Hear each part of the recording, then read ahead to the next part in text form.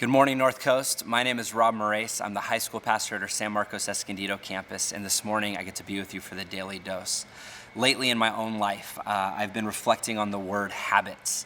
I'm a father to two young children. I'm a husband to my wife, and I'm trying to be the best husband that I can possibly be. I'm an employee, and I'm trying to be the best employee that I can be. And one of the things that I'm really trying to build into my life right now is habits that set me up for success and not failure in the different areas where I'm trying to be successful. My relationship with God, my relationship with my kids, my relationship with my wife, my work environment. And today, as we jump into a story, it's Exodus chapter 18. There's a statement that's going to be said that I'm wondering if it was said to us, I'm wondering if we would be able to reflect on our life a little different and change some things. And in Exodus chapter 18, in verse 9, it says that Jethro, Moses' father-in-law, was delighted to hear about all the good things the Lord had done for Israel. And then in verse 13, a story is going to pick up, and here's what it says. It says, the next day Moses took his seat to serve as judge for the people, and they stood around him from morning till evening. When his father-in-law saw all that Moses was doing for the people, he said, "What is this you are doing? Why do you alone sit as judge, while all these people stand around from morning until evening?"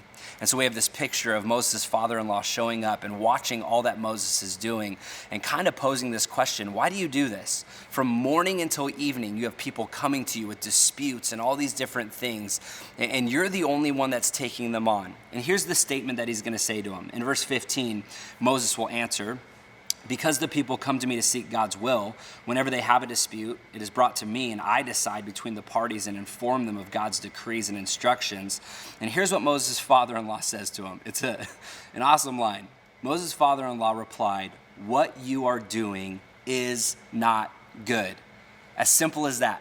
He shows up, he watches Moses' habits, he watches what Moses is doing, he sees all the burdens that he's carrying, he's seeing all these things that he's trying to get done, but he can't get done, and he looks at Moses' life and he goes, "What you are doing is not good."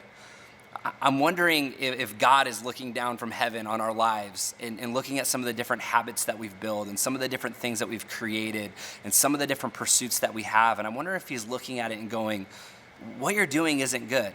I'm wondering if other people from the outside looking in, if they were to look at our life and they were to follow us throughout our day and to see all the different things that we're investing into with our time and our money and our relationships, I'm wondering if it would take them a quick 30 seconds to look at our life and to go, that's not good.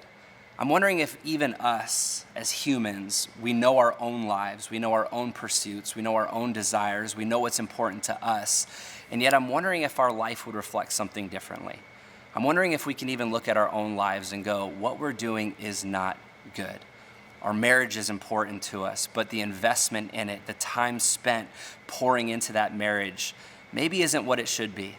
Maybe at night we have a habit of being on our phone instead of being in conversation.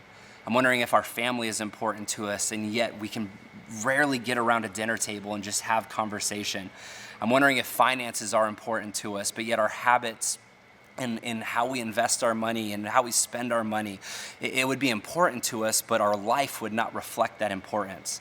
I'm wondering if our relationship with God is important to us, but the habits that we've built in our pursuit of that relationship doesn't quite reflect how important it is. And I'm wondering if today, as I look at a mirror to myself, I'm wondering if all of us could wake up this morning, look at our lives and go, I have things that are important to me, but the way that I'm investing into them, the time that's going into them, and how I'm pursuing them, maybe isn't the best way that I could to make it as important as it actually is. I'm wondering if this morning we could look at our own lives and just go, man, what I'm doing isn't good, and I want it to be good, so I need to change something about it. So North Coast, my challenge for you today is, what aspects of your life do you want to be better? And how can you start pursuing it in the way that you build habits, in the way that you build into your character, your integrity, and the things that you love the most about life, that you want to be the most fruitful? How can you build into it today? I hope you have a great day, and I hope that was encouraging for you.